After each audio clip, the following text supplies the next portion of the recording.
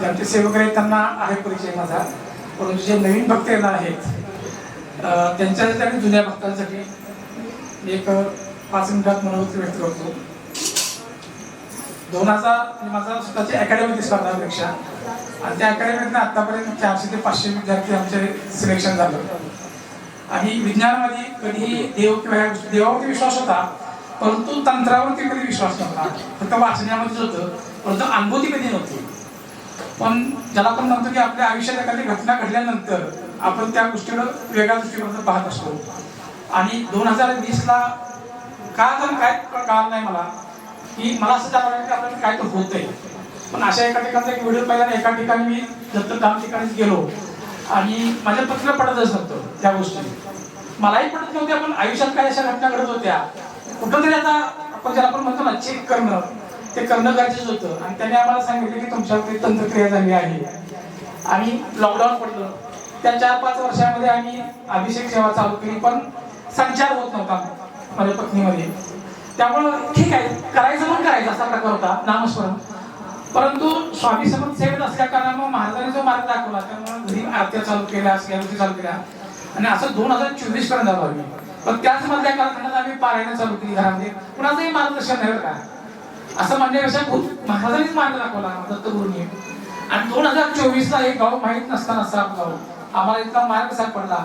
आणि त्या दिवशी आलो आम्ही आणि महाराजांचा अक्षरशः झोपडीमध्ये घर. आणि तिथं गेल्यानंतर महाराज म्हणले की तुमच्यावरती तंत्र झाले म्हणले. म्हणलं महाराज आमच्यावरती एका ठिकाणी आम्ही काढले नाही म्हणले, ती लागलेली आहे. म्हणजे संचारात का होत नाही, तर ते म्हणले की ती शक्ती बांधलेली आहे, ती शक्ती बांधलेली असल्यामुळे संचार होत नाही. इथं झाला नाही, पण घरी गेल्यानंतर संचार झाला आणि अक्षरशः आम्ही हलवलो. हा काय प्रकार आहे. थोडस परत तीच अवस्था आपली, विश्वास ठेवायचा का ठेवायचा नाही.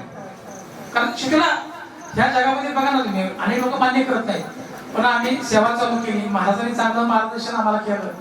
आणि आम्हाला असं काय वाटलं की 11 गुरुवारमध्ये होईल आपलं. साहजिकच तिथं अनेक लोकांचे जुने त्यांना वाटतं की होईल, तसंच आमचं होत होतं. आणि त्याच वेळेस आर्थिक दृष्टिकोनातून मी पूर्ण ढासळत निघालो होतो. 2011-12ला माझा वार्षिक उत्पन्न 15 ते 20 लाख रुपये होतं. 2020 नंतर अक्षरशः अशा अवस्था झाली की माझं उत्पन्न पूर्ण थांबलं. उत्पन्नाचे सगळे मार्ग थांबले. माझ्याकडे शेती होती, शेती असली, शेतीचं उत्पन्न पण येत नव्हतं. कारण हे शक्तीचा त्रास. आणि शक्तीचा त्रास इतका होता की पत्नीचा आजार पण, पैसा तर हातात टिकत नव्हता. आणि महाराजांनी सांगितलं की बाबा तुम्ही आता बाहेर पडताय, फक्त तुमची सेवा झाली पाहिजे. आणि सगळ्यात महत्वाचं काय आहे की हा मार्ग लक्षात ठेवा. ज्यावेळेस आम्ही सापमध्ये आलो, महाराजांचं मार्गदर्शन घेतलं आणि आयुष्यातला सगळ्यात जास्त त्रास इथं आल्यापासून चालू झाला. इथं काही लोक असे असतील की त्यांना त्रास झाला असेल, काही लोक म्हणतील कशाला इथं आलो, असं होऊ शकतं की कशाला आपण इथं आलो. जे होतं त्याच्यापेक्षा जास्त वाईट झालं आपल्या आयुष्यामध्ये आणि घडतंच. दत्त महाराज आपल्याला काय करतात किंवा काली माता ह्यातनं लवकर बाहेर काढण्यासाठी आपल्याला ज्यादा त्रास देऊन लवकर संपण्याचा प्रयत्न करतात, भूक संपण्याचा प्रयत्न करतात. फक्त ते आपल्याला ते समजलं पाहिजे, आपण निष्ठेनं साधना जी आहे ती आपण केली पाहिजे. फक्त एकाच गोष्टी आमचा विश्वास होता की महाराजांनी काही गोष्टी ओळखल्या. कारण साध्या गोष्टी होत्या की मला एक मुलगा 6 वर्षाला झालं, डॉक्टर सांगायचे की तुमच्यात कुठलाही प्रॉब्लेम नाही म्हणले. म्हणजे मेडिकली आम्हाला काहीच नाही की तुम्हाला कुठल्या गोळ्या द्यायच्या म्हणले. मग म्हणून डॉक्टर कसं करायचं पुढे, जोपर्यंत पैसे संपत नाही तोपर्यंत उपचार करायचे म्हणले. हे काय उत्तर नाही ना, हे उत्तर नाही, लक्षात घ्या. आणि हिताग्यांचा महाराजांनी सांगितलं की तुमचा व्यवसाय बंद पडण्यासाठी आणि मूल बाळ न होण्यासाठी तुमच्यावरती क्रिया केलेली आहे. आणि समाजामध्ये लक्षात घ्या, आपण किती जरी म्हटलं आदर्शवादी, लक्षात घ्या की समाजामध्ये असे काही वाईट वृत्तीचे माणसं असतात की जे लोक पुढून लढू शकत नाही, ते असल्या मार्गाने लढत असतात. त्यामुळं मी विज्ञानवादी, सगळ्या गोष्टी मान्य करणारा, सगळ्या गोष्टी होत्या. पण वेळ आली की नाही बाबा ह्या गोष्टीवर आपण विश्वास ठेवला पाहिजे. आणि एकच डोक्यात होतं, अक्षरशः काय कळत, जे जुने लोक आहेत त्यांना माहिती आहे, सगळ्यांना अनुभव गेलेत, इकडे याला पैसे नसतात माणसांच्याकडे. नवीन लोकांना कळणार नाही या गोष्टी, पण जे जुने सेवेकरी आहेत ना त्यांना माहित असेल. लक्षात घ्या, इकडे यायचं म्हणजे पैसे नसायचे. लक्षात घ्या, एकच अनुभूती सांगतो तुम्हाला मी की माझ्यामध्ये दत्त जयंतीच्या आधी एक 13 डबा मी घेतला. मला इथं वॉटरपासून यायचं. ते सत्या कशा त्रास देतात तुम्हाला सांगतो की माझी पॅन्ट, नवीन पॅन्ट फाटली, कधीच फाटत नाही कोणाची, लक्षात ठेवा. इथं पण न्यूनच नाही. असे अनेक अनुभूती आमच्या जुन्या सेवे करण्यात आली असतील की त्यांना इथं न येण्यापर्यंत त्या शक्ती रोखत असतात. लक्षात घ्या. फक्त जे नवीन आहेत त्यांना मी सांगतो, तुम्हाला एकदा सांगितलेलं आहे तर कुणाचाही विश्वास कुणाला सांगूच नका. मुळात कुणावरती विश्वास न ठेवता एक निष्ठेनं सेवा करा. जे जुने लोक आहेत एक काळ मी तिथं होतो. लक्षात घ्या. कारण मागच्याच वर्षी आमच्यातनं सगळ्या शक्त्या गेल्या. लक्षात घ्या. सगळ्या शक्त्या गेल्या. तिथनं पुढे 3 अनुष्ठान सांगितली, तेही पण खूप त्रासदायक मध्ये गेली. लक्षात घ्या. खूप त्रासदायक मध्ये. ते सोपं नव्हतं. लक्षात ठेवा. फक्त एकच होते की दत्त महाराज, काली माता, प्रवीण महाराज, गौरीताई ह्यांच्यावरची निष्ठा होती. काहीही होऊन दे. म्हणजे आम्ही ज्या वेळेस यायचं आम्हाला जास्त माहित नसायचं. फक्त एवढं आहे की आपण इथं का आलोय. त्या उमऱ्यातून आत येताना एकच अहंकार बाजूला ठेवायचं. मी कोण आहे मला माहित नाही. मी शून्य आहे इथं देवाजवळ. इथं येऊन राग लोभ काही नाही. कोण काय सांगेल उचलायचं. तिथं तुम्ही जे काय असाल पद ते बाहेर देवाच्या दारात काय नाही. लक्षात ठेवा. ज्यावेळेस दत्त महाराज आपल्या अक्षराच्या आपण काय म्हणतो आपली परीक्षा घेतात. अक्षरशः काली माताही परीक्षा घेते. लक्षात घ्या. फक्त निष्ठेनं मी एवढं सांगू शकतो. लक्षात घ्या. म्हणजे अक्षरशः मला सांगा, मी माझ्या बायकोचे दागिने गहाण ठेवले, या फड्यात झेरॉक्स मारून गहाण ठेवले. हे ज्यावेळेस आमच्या तर सगळ्या शक्त्या गेल्या त्याच वेळेस महाराजांनी बायकोला सांगितलं. बायको म्हणजे मला का नाही सांगितलं, कारण ती कंडिशन मला माहित आहे. लक्षात घ्या. घरात जर शक्ती असेल तुम्ही कितीही पैसे मिळवा टिकत नाही. दुसरी गोष्ट प्रवीण महाराज आणि गौरीताई लक्षात घ्या. म्हणजे अक्षरशः ज्याला आपण म्हणतो गुरु ही शून्यातनं निर्माण करणारी माणसं. आणि प्रवीण महाराजांचा सगळ्यात आवडता गुण मला काय म्हणते का, खरं असेल ते बोलायचं, तोंडावरती बोलायचं, स्पष्ट बोलायचं. किंवा आपल्याकडे इतकी ताकद आहे हे कधीही सांगत नाही की माझ्याकडे हे आहे ते आहे. अनुभूती येते. मी 3च अनुभूती सांगतो तुम्हाला. 2024 ला दत्त जयंती होती. आम्ही गावामध्ये मठामध्ये गेलो. रात्रीचे 8-8:30 वाजले होते. महाराजांना याला 4 व्हीलर गाड्या पण होत्या. दत्त महाराजांना पाया पडून म्हणलं माझी इच्छा की प्रवीण महाराज माझ्या गाडीमध्ये बसायचे. हे संवाद होता फक्त दत्त महाराजांना माझ्या लक्षात घ्या. आणि बाहेर 4 व्हीलर गाडी पण होत्या आणि महाराजांना थंडी सहन होत नाही. आणि बाहेर आले आणि म्हणले सर मला तुमच्या गाडीवर बसायचं. दुसरा अनुभूती अशी होती की आपण लवंगाची माळ घालतो देवीला. माझ्या पत्नीचा घरात विषय झाला की लवंगाची माळ काय घालतात आपण महाराजांना विचारू. गुरुवारी त्या दिवशी आलो आणि महाराजांचं दर्शन घेतलं. महाराज म्हणले घरी जावा आणि 2 माळा आहेत आईकडे घ्या आणि घेऊन जावं घरी. आणि तिसरी अनुभूती सांगतो मागच्या 2 महिन्यापूर्वीची की दश महाविद्या म्हणजे आपल्यात आले आणि आम्ही तिथं मी अभ्यास पण केला. म्हणलं तर महाराजांना आपण विचारवा. आणि गुरुवारी त्या दिवशी आलो, दर्शन घेतलं, महाराजांनी बोलवलं.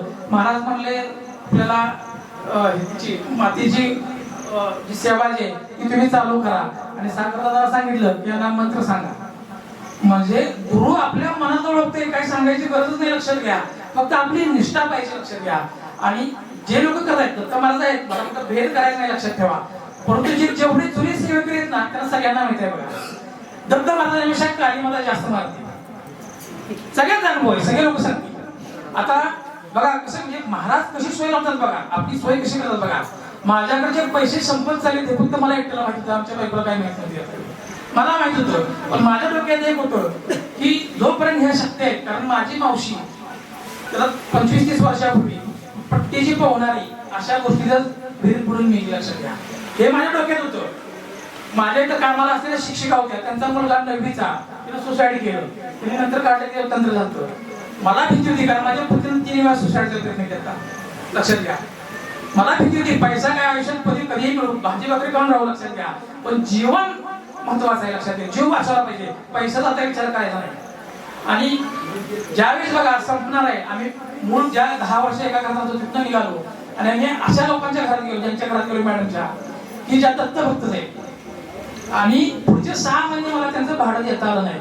त्या स्वतः आल्या म्हणल्या सर काही काळजी करू नका, तुम्ही 1 वर्षभर भाडं नाही चालते पण तुम्ही राहा. असं माझं कुठं जगात भेटतोय का सांगा मला. ही दत्त महाराजांनी कृपा केली. आणि त्याच्या पुढची गोष्ट सांगतो तुम्हाला मी की आम्ही आमच्याकडे ह्या सत्यातनं बाहेर पडलो आणि आमच्या घराच्या बॅक साईडला एका व्यक्तीनं बाहुल्या बांधल्या. आमची बायको भिलीच अक्षरशः. दुसऱ्या गुरुवारी मी इथं आलो. महाराजांना सांगितलं आत्ता बाहेर पडलो या आणि हा काय प्रकार.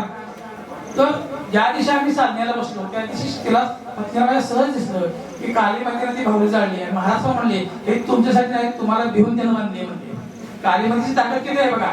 आणि ज्या घरात आम्ही राहत होतो लक्षात घ्या, एका गुरुवारी बघा वार कसं असतं, एका गुरुवारी त्या मॅडमच्या वरती तंत्रक्रिया केली, त्यांचा पाय म्हणजे त्या भाऊचा पाय मोडला होता आणि त्या माझ्या पत्नीलाच सापडलं होती भाऊ लक्षात घ्या. पण ती भीती का ना, आपण बघा ना जे लोक यातून गेले त्याला प्रत्येक गोष्टीला भीती आहे लक्षात घ्या. म्हणजे आपण महाराजांचा विश्वास आहे प्रश्न नाही लक्षात घ्या, तर माणसं भीतात कारण तिने अनुभूती घेतली. त्यावेळेस ते बघितल्यानंतर आम्ही महाराजांना विचारलं, महाराज म्हणजे तुमच्यासाठी नाही तुमच्या मालकीसाठी आहे.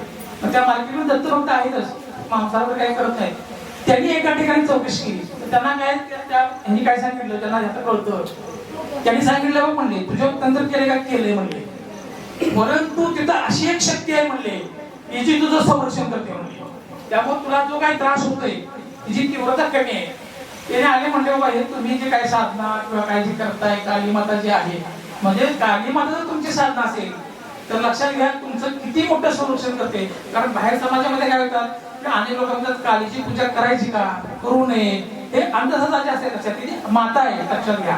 किंतु परंतु कुठलंही डोक्यात न घेता फक्त एक डोक्यात ठेवा, आपल्याला ह्या परिस्थितीनं बाहेर जर पडायचं असेल तर एकच आहे लक्षात घ्या, निष्ठा पाहिजे. बघा म्हणजे अनेक गुरुवारी अक्षरशः मी तुम्हाला सांगू ना केसात डोक्यात तेच असायचं. दुनिया लोक माहिती आहे, सगळ्यांना माहित आहे पैसे नसले काय काय तोडणी करायला लागतात आणि इथपर्यंत यावं लागतं. आणि काय काय देवावरती विश्वास उडत नाही, काय काय होत असतं. माझं पण झालं लक्षात घ्या. शेवट टप्प्यात माझ्या पत्नीची साधना पूर्ण थांबली. मी ते ओढून चालू केलं, तो दिवसातून दिवसभर तेच करायचं, दुसरं काही करायचंच नाही लक्षात घ्या. पर्यायच नाही ना, करणार काय आपण, यातनं बाहेर पडू पण पडणारच नाही ना. त्यामुळे महाराज जे सांगतात लक्षात घ्या, जर ह्यातनं बाहेर पडत असेल, महाराजांचं एकच काम आहे प्रवीण महाराज लक्षात घ्या, आपल्याला मार्ग दाखवतात. ज्याचा त्याचा कर्म जेणे त्याने फेडायचं लक्षात ठेवायचं. तिथं प्रवीण महाराज काय करू शकतात, महाराज सुद्धा सांगतात तुझं कर्म आहे ना तुझं तू फेड. फक्त लक्षात घ्या आपल्याला निष्ठा पाहिजे लक्षात घ्या. राहता इथं जे आपले सेवक आहेत सगळेच आपले जे सागरदादा असतील किंवा सगळे लोक, चव्हाण फॅमिली असेल किंवा शिवकर फॅमिली, ही जुनी लोक लक्षात घ्या, इतक्या लांबून येतात ही लोक. मानलंच पाहिजे लक्षात घ्या सगळ्या सेवेकरांचं, कारण ही सगळी लोक निश्चयानं काम करतात आणि सगळ्यांना महाराजांचे प्रवीण महाराजांचे गौरवांचे जे अनुभव चांगले येतात लक्षात घ्या. आणि निष्ठा असल्याशिवाय लक्षात घ्या यश कुणालाच मिळत नाही कुठल्याही क्षेत्रात. हे क्षेत्र असं म्हणत नाही लक्षात घ्या. तर निष्ठा जी आहे ती आपली असली पाहिजे लक्षात घ्या. कारण हा मठ सुरू करण्यापासून लक्षात घ्या तिथल्या प्रत्येक अडीअडचणी आर्थिक प्रश्न सगळे पण अनेक मार्गाने आम्ही स्वतः अनुभूती घेतल्या की प्रवीण महाराज म्हणायचे हे करायचं आहे म्हणजे त्रास व्हायचा नाही असं नाही लक्षात घ्या, पण दत्तगुरु हे पार पाडतायत लक्षात घ्या. म्हणजे अडचणी लक्षात ठेवा की अडचणी फक्त आपल्याकडून नाहीत, आपल्यापेक्षाही जास्त अडचणी प्रवीण महाराजांच्या पुढे खूप आहेत लक्षात घ्या. आपल्याला वाटतंय काय की त्यांच्याकडे साथ नाही, पण त्यांनाही त्रास आहेत ना गोष्टी लक्षात घ्या. पण तरीही ते समाजासाठी आणि आपल्या समाजाच्या अपप्रवृत्ती आहेत त्यांची लढतायत लक्षात घ्या. 20 वर्षापूर्वी आपले लोक म्हणायचे बघा असं असते, कोणी विश्वास ठेवायचं नाही. त्यावेळेस मला फक्त गाणगापूर शिवाय माहित नसायचं आपल्याला. आज विचार करा ना, आज तर कलियुगामध्ये तर इतकं वाढले आता ह्या काळामध्ये, अशी जर स्थानं नसतील तर काय झालं याचा विचार करा. आणि त्याच्यापेक्षा पुढची गोष्ट सांगतो तुम्हाला मी की आपण काय केलं, म्हणजे हे शेवटला मला कळालं कधी ज्यावेळेस आमच्या घरात सगळ्या शक्त्या केल्या त्यावेळेस शांपून आलं की महाराज मला हे म्हणजे आलं म्हणून मला तुमचं महत्व कळालं. हे माझ्या घरात आलं ठीक आहे, माझं आर्थिक नुकसान झालं, अनेक गोष्टी झाल्या मान्य आहे मला, परंतु जे लोक त्यातनं बाहेर पडलेत ना ते आयुष्यात कधी चूक करणार नाही, ते आयुष्यात कधी कुणाच्याबद्दल वाईट वागणार नाही लक्षात ठेवा. कारण एवढी मोठी अनुभूती जी आहे की ह्यात नाही ते लक्षात ठेवा. आणि कधी मला सांगू काय करायला, आता ज्यांनी केलंय तंत्रक्रिया त्यांचं नाव पण कळतं आपल्याला, राग पण येतो.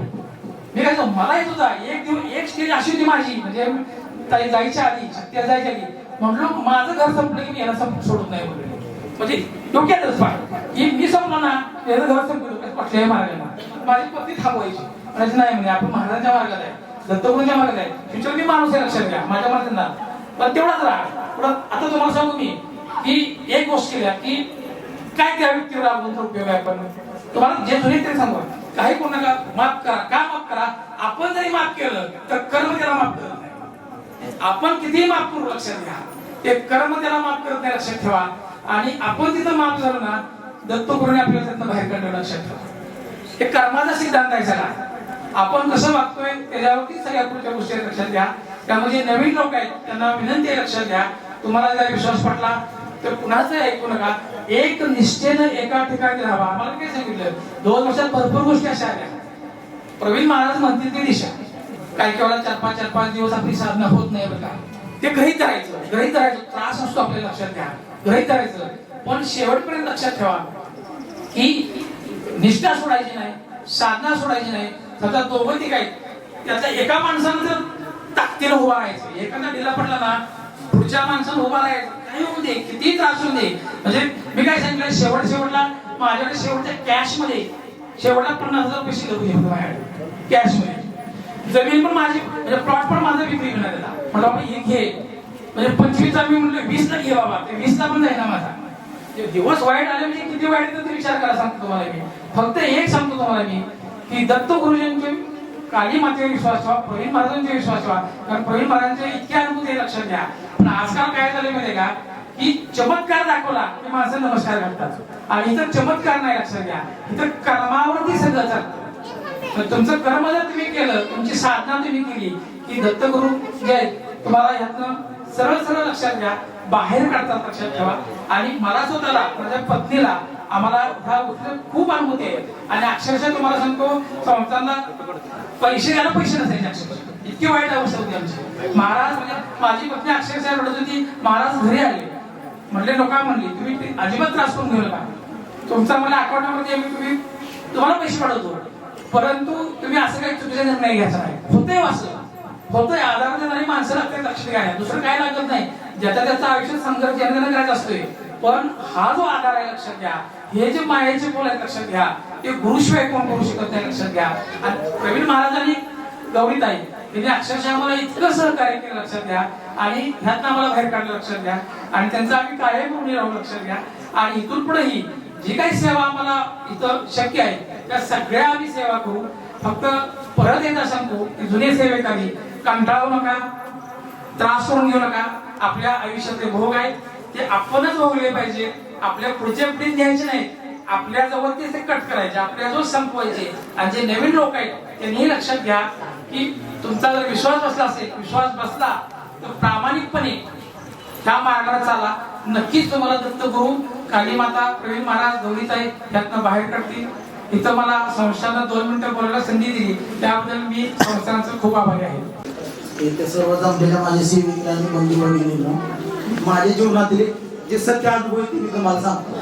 मी काय प्रवक्ता नाही किंवा मला काही जास्त बोलता येत नाही, मी साधा आणि रांगडे भाषेत बोलणारा माणूस आहे. तर 2024ला जे सरांनी सांगितलं त्या पद्धतीतच माझ्या कुटुंबाच्या बाबतीत घडलं.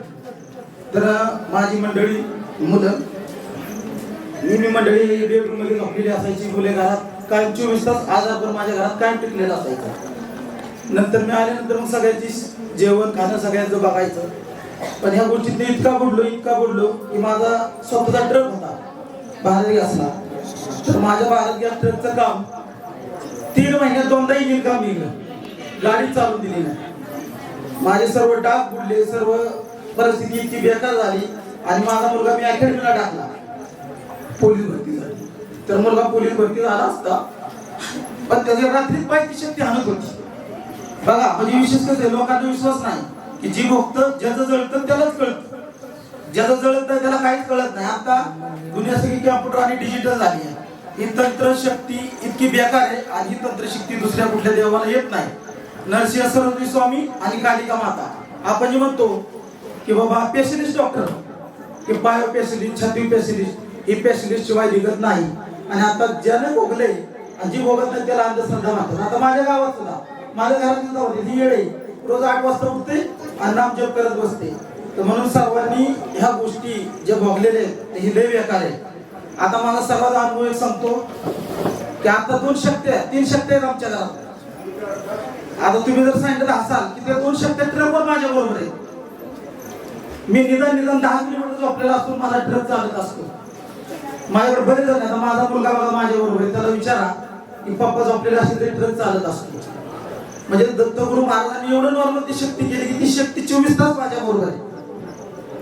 म्हणजे सगळं अनुभव मी अशी का बोललो, मला बोला म्हणजे लोकांना कळलं पाहिजे की लोक स्वतः माझ्या दाजी सातारमध्ये आले आणि त्यांनी फोन केला घरी की दाजी झोपले तर ट्रक चालते. म्हणजे दत्त महाराज आणि कालिका माता एवढे भक्तांना सांभाळून घेतात. मला अनुभव आहे, कुणी सांगू द्या कसला शास्त्रज्ञ माझ्या पुढे आणा, मी त्याला छाती ठोकून सांगतो. आणि मी रात्रीच्या 11 वाजता भारत गॅसचा नंबर लावायसाठी येतो माझ्या गाडीचा. तर रात्रीच्या 11 वाजता माझा ऍक्सिडेंट झाला. तर माझा कुठं रक्त आलं नाही, काय नाही. मला नॉर्मल असं कुत्रा आडवं आल्यासारखं 8 फूट खड्ड्यात उचलून टाकलं. खड्ड्यात उचलून टाकलं 8 बरकड्या राईटच्या मोडल्या, त्या फुफ्फुसात शिरल्या, फुफ्फुस पंक्चर झालं आणि लेफ्टच्या 3 मोडल्या. तर 22 दिवस आयुष्यामध्ये होतो, तरी मला काही फरक पडत नव्हता. घासभर अन्न मला जात नव्हतं. मग नंतर आमच्या मंडळींनी प्रवीण महाराजांना फोन केला आणि सगळ्या गोष्टी झाल्यानंतर मला घरी नेल्यानंतर मला किती जणांनी उचलाय पाहिजे, मला किती माणसांनी उचलाय पाहिजे सांगा बघा. 8 गाड्यांना घाम फुटला होता मला घरात उचलून येताना. 8 गाड्यांना घाम फुटलेला घरात उचलून येताना मला. आणि इतकी बेकार परिस्थिती झाली आणि मला खायला तर इतकं लागायचं की आमची मंडळी, आता माझी पत्नी इथं बसली बघा, इतकं खायचं माप नाही. म्हणजे एवढं बेकार शक्ती इतकं वाटोळं करते, त्या शक्तीने इतकं वाटोळं केलं, माझे पाय घालावले. पण दत्तगुरु महाराजांनी कालिका मातेच्या आशीर्वादानं मी अजून पण ट्रक चालवतो आणि अजून सर्व कामं करतो, फक्त मला बसा येत नाही.